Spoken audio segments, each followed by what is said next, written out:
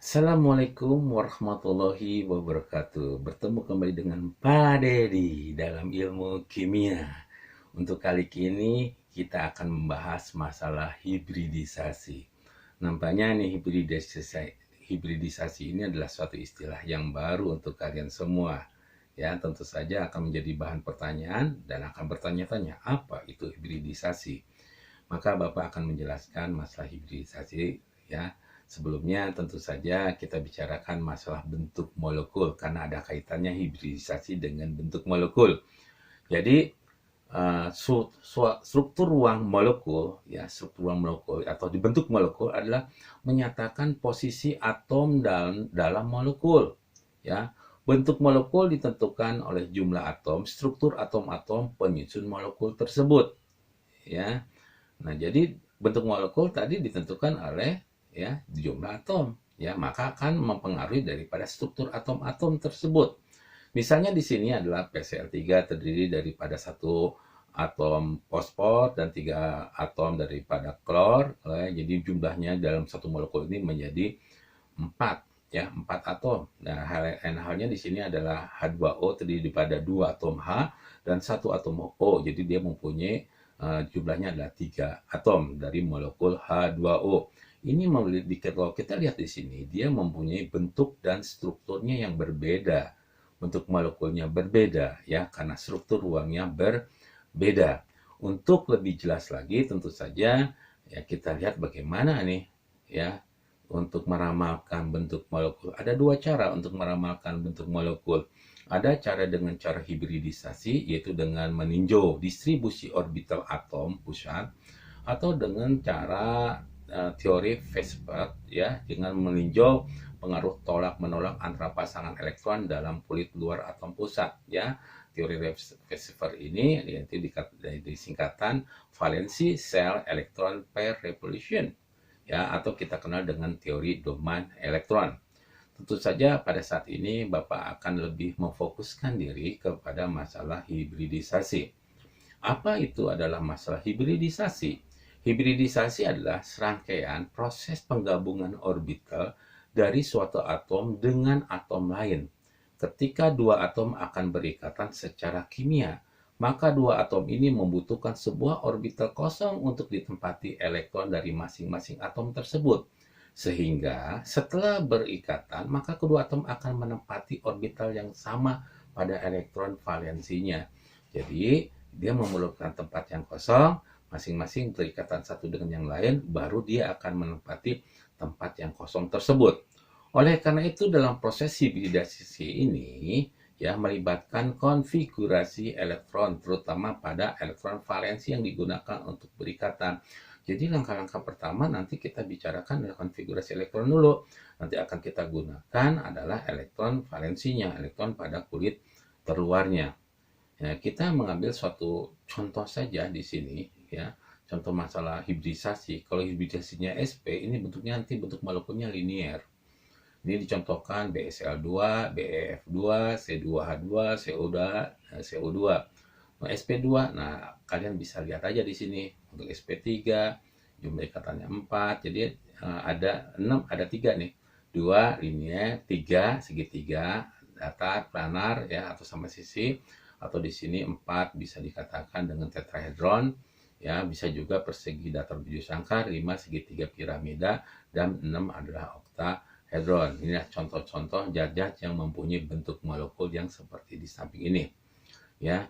Kita coba lagi ya secara mendetil masalah hibridisasi ya. Jadi bagaimana untuk menentukan hibridisasi dengan cara ya, kita ambil cara pertama saja. Adapun langkah-langkah berikut menggambarkan diagram elektron atom pusat pada keadaan standar. Jadi dibuat dulu nih second ya, ini adalah keadaan standar. Jadi 1s2, 2s2, kemudian sini ada 2p2 dalam keadaan standar ya, ini dalam keadaan standar. Menggambarkan kembali diagram orbital namun dalam keadaan tereksitasi sehingga bisa berpasangan dengan elektron-elektron dalam atom lainnya. Jadi kemudian tereksitasi, terjadi suatu perpindahan. Yang dua ini pindah masuk ke sini satu. Nah, ini jadi masuk satu di sini. Ya.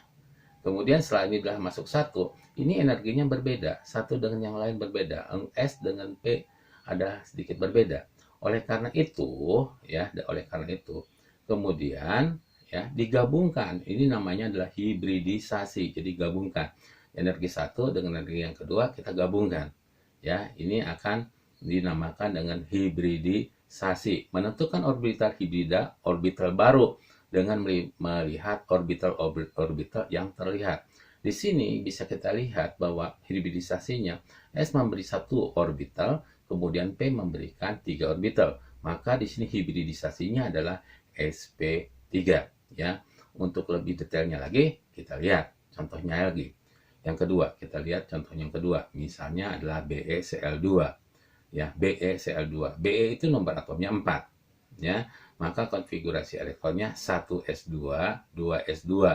Berarti ada 2. Ini ada tamu 2 nih, Cl ada tamu, maka kita harus menyiapkan tempat 2. Maka satu dari ini dipindahkan ke sini. Ya, pindahkan ke sini. Ya. Karena dipindahkannya nah, bentuknya kayak gini. Tapi ini energinya berbeda, maka akan disatukan.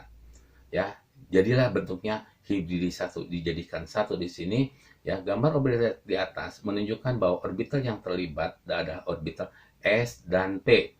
Ya, sehingga jenis hibridisasinya S memberikan satu tempat, P memberikan satu tempat, maka adalah hibridisasinya adalah SP. Coba kita cari yang lain lagi, ya. Kita cari yang lain lagi. Contoh yang lain. S16, ya, SF6. Jadi ada tamunya 6, maka harus disiapkan tempat sebanyak 6, ya. Di sini 3s2, di sini 3p4. Ini hanya ada 2. Hanya ada 2 yang bisa ditempati. Maka satu elektron ini akan pindah sini. Satu elektron lagi pindah ke sini. Ya, maka kita temukan ini. Ya, kita temukan di sini. Ya. Ya. Jadi satu elektron ini kita masukkan sini, satu elektron ini kita masukkan sini. Maka komposisinya seperti ini. Gambar orbital di atas menunjukkan bahwa orbital yang terlibat adalah orbital S, 3 orbital P, dan 2 orbital D. Jadi S-nya adalah 1, P-nya ada 3, D-nya ada 2. Sehingga jenis hibridisasinya adalah hibridisasi sp3d2. Bagaimana kalau kita menggunakan dengan cara yang lain? Ya, bisa saja kita menggunakan dengan cara yang lain. Ya, misalnya BeCl3. Ya, kita tidak menggunakan konfigurasi elektron. Di sini Be ya, Be ya dengan nomor atom 4. Jadi konfigurasi elektronnya ada 22, berarti elektron valensinya 2. Ya. Kemudian Cl-nya ada 2 gitu kan. Maka dijumlahkan gitu kan. 2 tambah 2 elektron tambah 2 elektron menjadi 4. Nah, 4 kemudian ditambahkan bagi 2 karena setiap orbital terisi 2. Maka di sini terdapat 2 pasangan elektron. Oleh karena dihasilkan 2 pasangan elektron, maka hibridisasinya adalah sp. Ya, hibridisasinya adalah sp. Kalau sp bentuknya adalah linear seperti ini. Ya. Kemudian, nah yang lain lagi. S6, maka konfigurasinya 6. Ya, 2 8 6. Ya. Nah, di sini ada 6. Ya, 6 elektron berarti 6. 6 dengan 6. Jadi 6 tambah 6 12. Bagi 2 menjadi 6 pasangan elektron. Ya, oleh karena dihasilkan 6, maka pasangan hibridisasinya adalah sp ya, sp 3d2. Jadi bentuknya adalah oktahedral. Ya, bentuknya adalah oktahedral. Kita coba lagi yang lainnya lagi mungkin saja ya untuk hibridisasi. Nah, contoh yang lainnya di sini adalah misalnya di sini adalah aluminium. Aluminium itu terletak pada golongan 3A. Sehingga elektron valensinya ada 3. Ya, 3A berarti elektron valensinya 3. Ya, seperti kita tahu ya, golongan akan ditentukan oleh elektron valensi. Sebagai atom pusat, aluminium mengikat 3 atom Cl sehingga memiliki 3 pasangan elektron ikat. 3pi pasangan elektron ikat. Aluminium ya tidak memiliki P pasangan elektron bebas ya, karena semuanya ketiganya diikatkan kepada Cl. Karena seluruh elektron valensi digunakan untuk berikatan, jadi P-nya pasangan elektron bebasnya sama dengan 0. Jika suatu molekul memiliki pasangan elektron ikatnya 3 dan pasangan elektron bebasnya 0, maka bentuk molekulnya adalah trigonal planar yang tadi kita bisa lihat dalam bagan. Jadi bentuk molekul senyawa HCl3 adalah trigonal planar. Jadi kalau kalian ingin mengetahui bentuknya, lihat saja di bagan. Ya, bentuknya apa? Ininya, hibridisasinya apa? Ya, seperti itu. Kemudian kita lihat lagi, ya, hibridisasi berikutnya adalah misalnya nomor atom B. Ya, nomor atom B itu adalah 5 dan F adalah 9. Senyawa BF3 memiliki atom pusat ya di B. Ya, B nomor atomnya 5 berarti 2S2, nanti di sini 2P1, di sini 2. Tamunya akan muncul 3. Nah, di sini 3. Nah, jadi BF3. Nah, di sini dari S itu diperlukan satu tempat orbital, di sini ada 2, maka dikatakan menjadi sp2. Ya, mudah-mudahan kalian bisa memahami apa yang Bapak jelaskan. Ya, Bapak cukupkan sekian dulu. Semoga bermanfaat untuk kalian semua. Assalamualaikum warahmatullahi wabarakatuh. Tetap semangat dengan Pak Dedi.